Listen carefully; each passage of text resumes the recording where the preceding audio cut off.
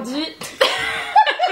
Aujourd'hui, on se retrouve avec Ali, que vous connaissez peut-être, parce que tu es apparu dans deux de tes vidéos.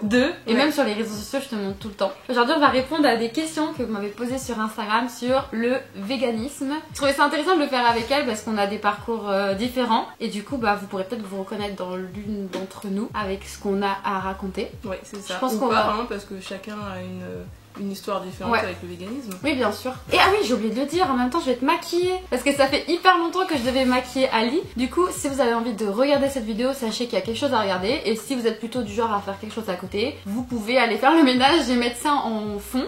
On va la transformer.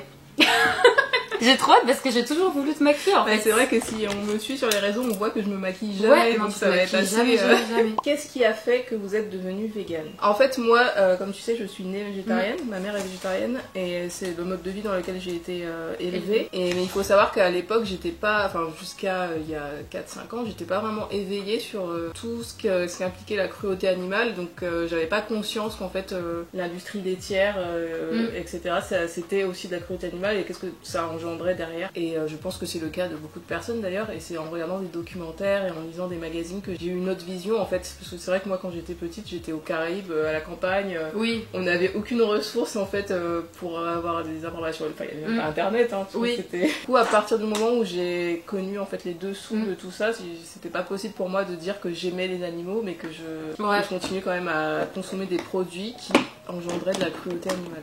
Mais végétarien c'était déjà bien, enfin... Oui, bien sûr, mais c'est juste qu'une fois que j'ai eu conscience de tout, je pouvais pas... Et c'était à quel âge du coup? Il y a 4 ans? Il y a 4-5 ans, Du coup ça fait 4-5 ans que t'es végane. C'est ça, bon, d'abord végétalienne et ensuite végane quelques mois après.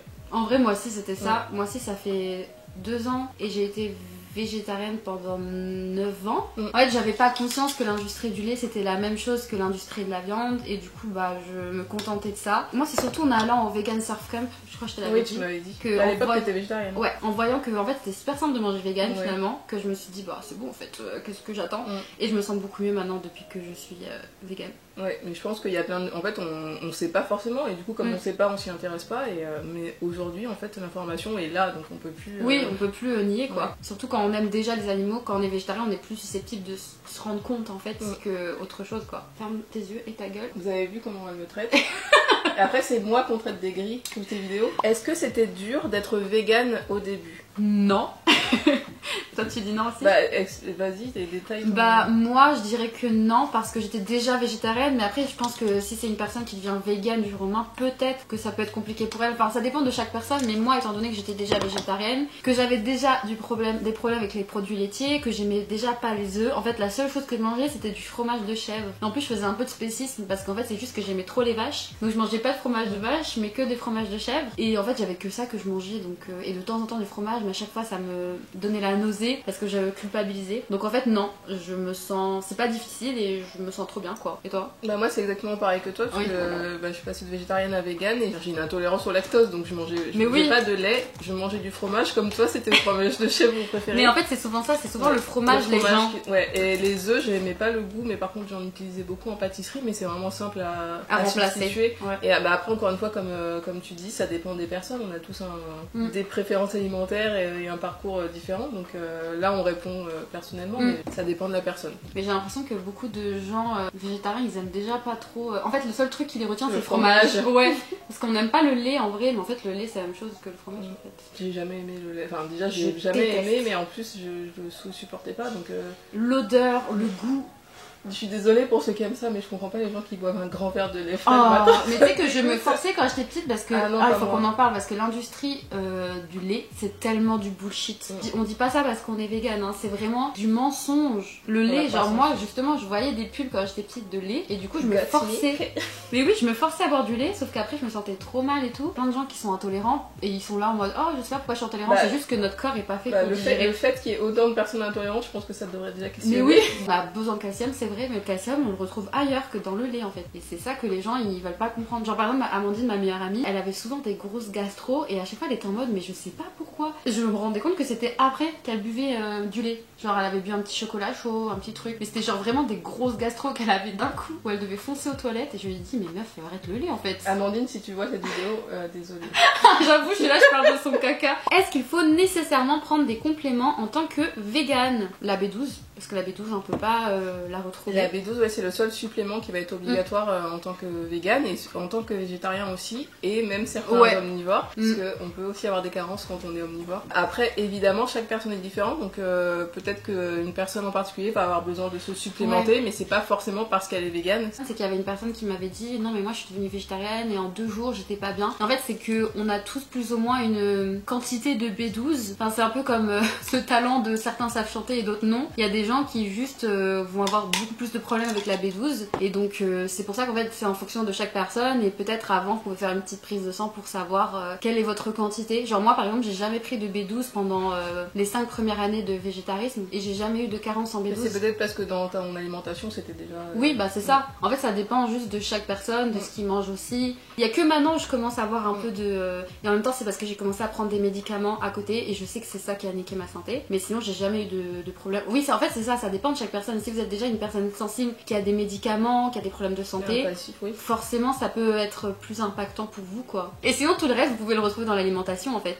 Est-ce que vous pesez votre apport en protéines, glucides, etc. par jour? Moi personnellement au début quand je suis passée à une alimentation végane je faisais attention à mon apport en protéines, surtout parce que je faisais beaucoup de sport. Après maintenant je le fais plus parce qu'au fait au fur et à mesure en fait j'arrive à savoir dans ce que je mange en fait à peu près les apports, donc ça vient en fait avec le temps. Après t'as plus besoin de le faire. Après tout ce qui va être glucides etc, non moi je suis pas quelqu'un qui calcule les macronutriments parce que c'est pas quelque chose moi je trouve que c'est un peu TCA de calculer tout. Bah ça dépend parce qu'après si par exemple tu fais du sport ou que par exemple t'as des apports précis, oui après il faut pas que ça devienne une obsession en fait. Bah moi comme toi le seul truc que je calcule c'est les protéines vu que je fais du sport, je fais attention d'avoir des protéines la bonne quantité, mais le reste je mesure pas parce que pendant un moment je faisais trop de sport et je mesurais tout ce que je mangeais et j'ai fini par être bah après je pense que quand t'as déjà une alimentation saine et équilibrée t'as pas besoin en fait. Mais si tu manges coquillettes tous les jours et que du jour en main tu sais pas comment, voilà oui. Mais après je pense qu'il est important de rappeler encore une fois que chaque personne est différente et qu'on a tous des besoins et des besoins nutritionnels différents. Tes yeux sont trop bien pour maquiller. Bah, je sais. C'est pas la première fois qu'on me maquille. Ah bon? Mais parce que le trait là je l'ai fait hyper facilement alors que chez Elise c'était trop chiant. C'est dommage que je sache pas le faire. Je sache pas.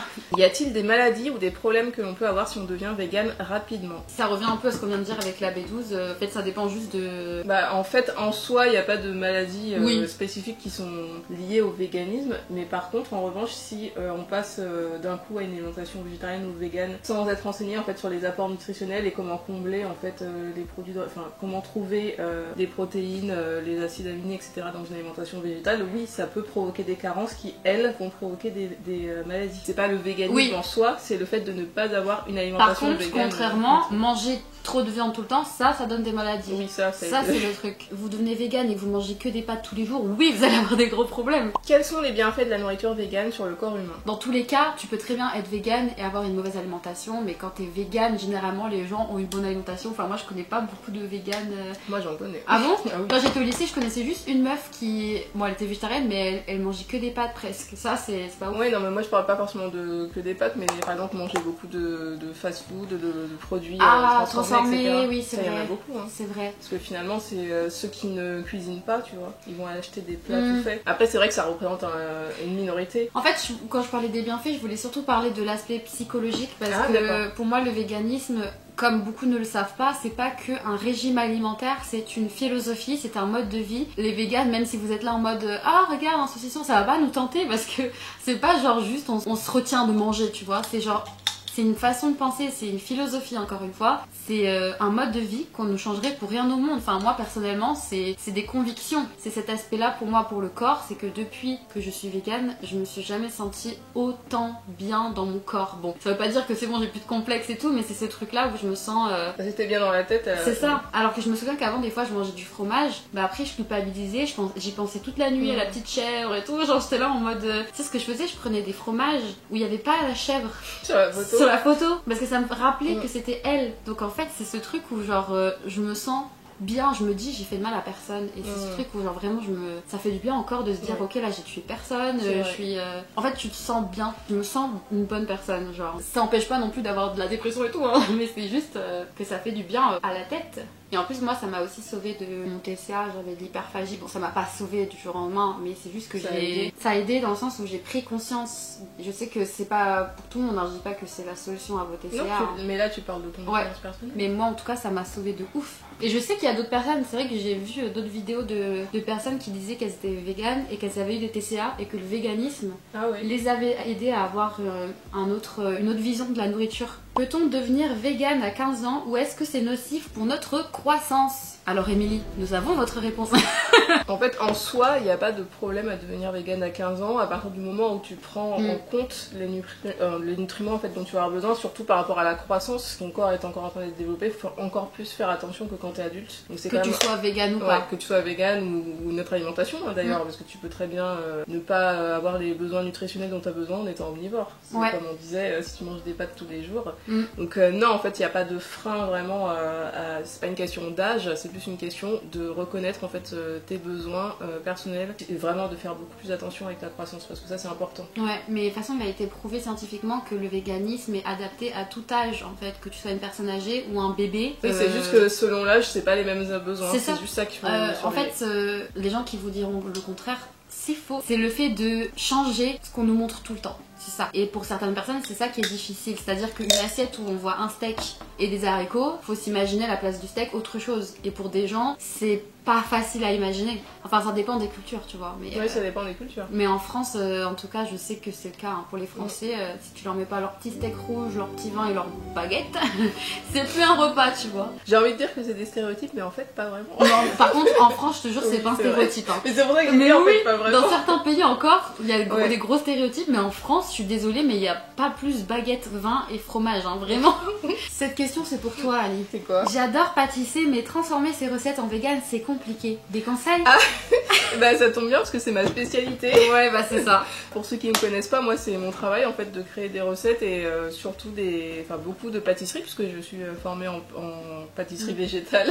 Et contrairement à ce que tu peux penser, c'est vraiment très facile de faire de la pâtisserie végétale parce qu'il y a beaucoup de substituts. Déjà le lait, tu peux le remplacer par du lait de soja ou par du lait d'avoine.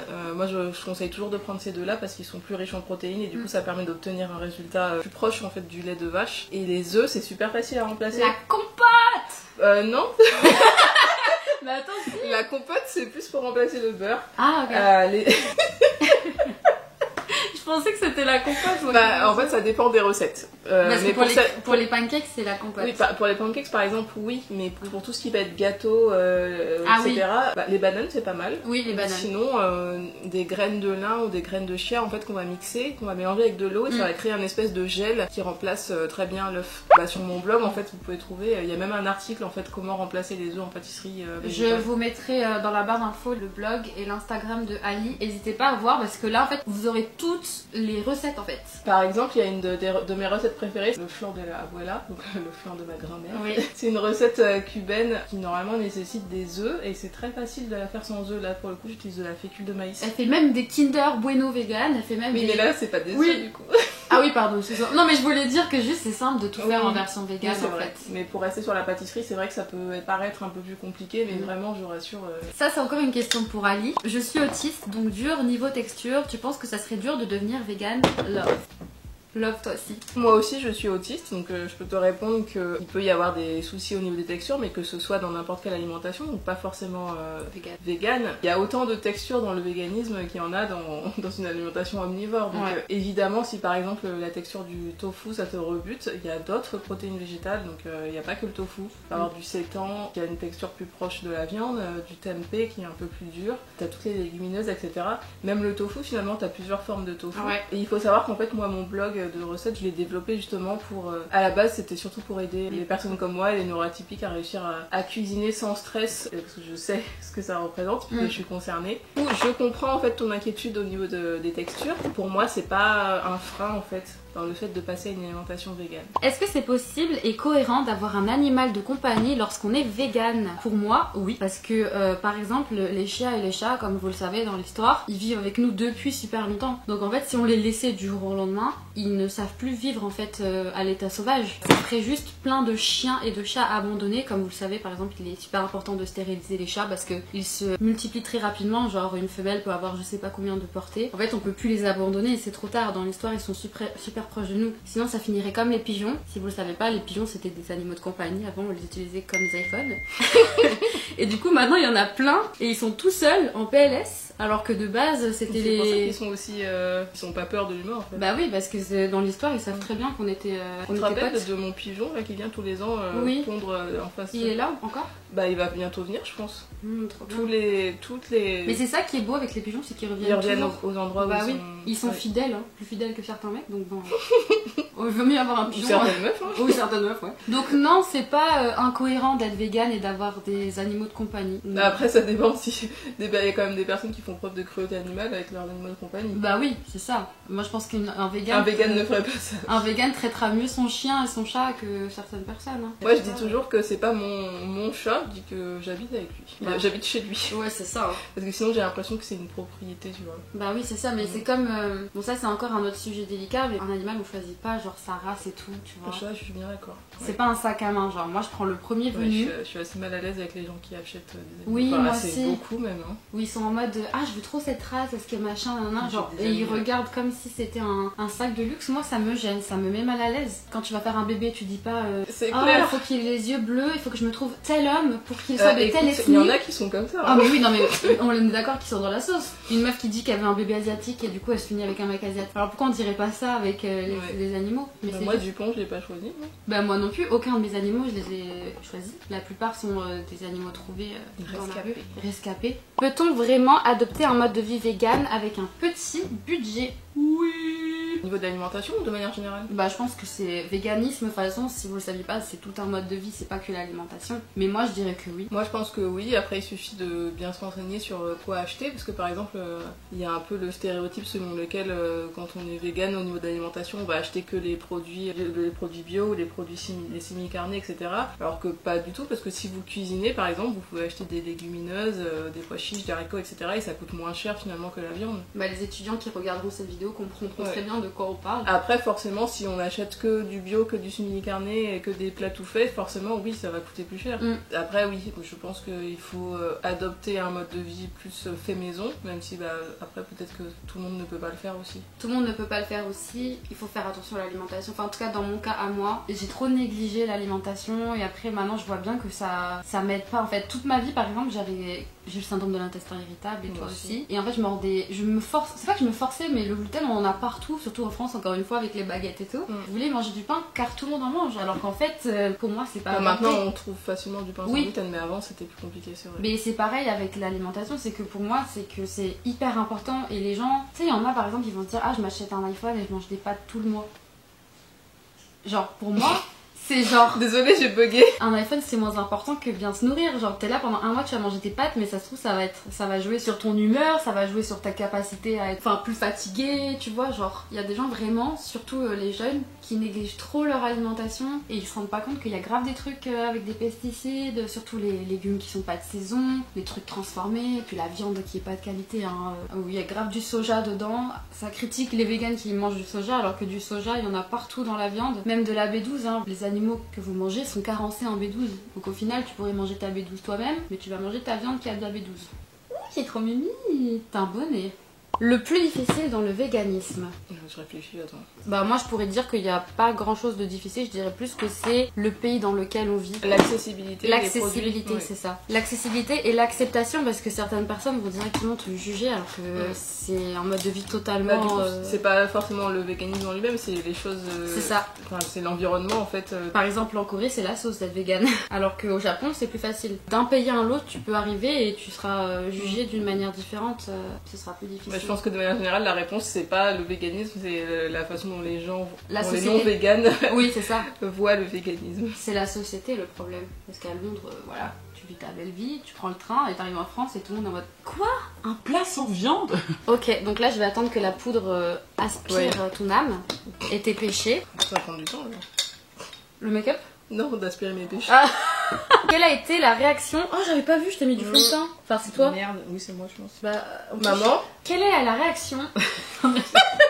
Quelle a été la réaction de vos familles? Je l'ai déjà dit dans plusieurs vidéos, ma mère elle a pas du tout mal pris parce qu'elle était pareille que moi quand elle était petite, elle voulait pas non plus manger de viande. Elle était végétarienne aussi? Non, elle voulait en pas, fait elle voulait pas, sauf que sa mère l'a forcée, elle l'a emmenée sûr. voir plein de médecins, ils lui ont dit Faut manger de la viande pour être en bonne santé. elle a fini par manger, du coup quand moi je lui dis que je voulais pas parce que ça me dégoûtait et tout, bah elle s'est revue en moi. Et après quand moi je me suis renseignée et que je lui ai appris, bah étant donné qu'elle était un peu comme moi, elle a direct changé de team, mon frère aussi, ma meilleure amie, mon copain, enfin bref toutes les personnes que je côtoie enfin que je côtoie pas mal se tournent vers le végétarisme et peut-être véganisme parce que ça leur parle, parce que finalement on s'entoure de gens qui nous ressemblent et je trouve qu'il y a cette petite connexion à chaque fois et ils finissent par rejoindre ma secte tout simplement.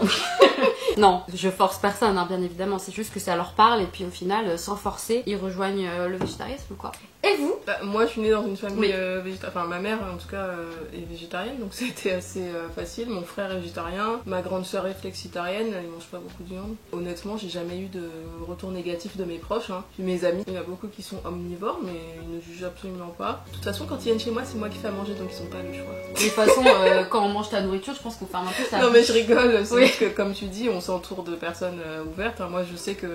C'est un red flag pour moi, genre quelqu'un qui te juge directement. Bah, après tant que c'est dans les deux sens, ça, après je pense que moi j'ai quand même une approche où je vais pas juger en fait. Je sais qu'il y a des véganes qui sont un peu plus extrêmes. Je dis pas forcément que c'est négatif parce que je pense qu'il faut de tout en fait dans chaque mouvement. Mais moi je suis pas, c'est pas mon idée en fait, c'est pas de forcer les autres, c'est de montrer qu'il y a une autre façon de faire. Mais moi non plus j'ai pas l'impression de forcer. Après c'est sûr qu'il y a eu des moments où j'étais un peu plus extrémiste que d'autres en fonction de ce que je ressentais. Tu sais genre des fois il y avait des moments où juste bah, j'en avais marre parce que je venais de voir des animaux se faire tuer et puis je voyais que l'écologie ça allait pas donc forcément j'étais un peu plus violente dans mes propos. Le reste du temps je suis plutôt calme et je force pas, je suis pas en mode... Enfin je peux très bien traîner avec quelqu'un qui mange de la viande. Oui, je me rends compte que le message passe mieux quand on essaye... Oui bien sûr. Parce qu'en fait moi en fait je tiens pas responsable les personnes, c'est la société mais oui bien sûr, c'est parce qu'on les a éduqués comme ça. Quelle est vos sources de protéines préférées? Moi c'est le tofu. Moi aussi c'est le tofu. Vraiment je pourrais manger ça tous les jours en plus sous toutes les formes différentes. J'adore, je trouve, les gens disent que ça n'a pas de goût, moi je trouve que ça a un goût et j'adore ça. Mais c'est les gens qui connaissent pas le tofu. C'est ceux qui achètent le tofu Björg. Mais non, parce oui. que pour le coup, lui il a un goût, il a un goût dégueulasse.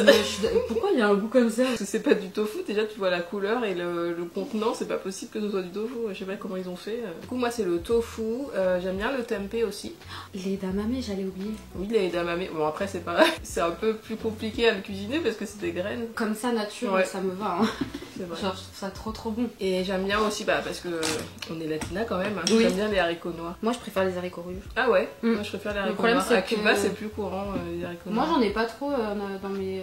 Je me rappelle pas trop de ça dans ma culture. Bah c'est peut-être pas... Ouais, c'est dans les régions. je Nous, pense que c'est le différent. maïs. Ouais, mais du coup c'est pas trop... Oui, non, c'est pas de protéines, ça tue le chili direct. T'as dit quoi? En fait, le maïs, ça reste pas trop dans le corps. Quand tu fais caca, ça peut t'arriver de trouver des morceaux de maïs, je sais pas. Oui, si- c'est vrai. Donc, c'est pas ce qu'il y a de mieux, je pense. Le seitan, je peux pas trop. Hein. Ouais, moi non plus. C'est trop passé parce que c'est Enfin, le en parlant gluten. de texture aussi, encore une fois, c'est que je trouve que ça ressemble trop à la viande aussi, moi. Moi c'est plus parce que c'est du gluten en fait. Regarde-moi. J'ai pas fini encore, mais elle est déjà incroyable. Alors la dernière question c'est quel est votre budget food par mois? Oula, c'est quoi ça? Oui, la colle, elle a fait un truc bizarre. Attendez, avant de répondre à la question, parce qu'elle a pas l'habitude d'avoir des J'ai fossiles. peur.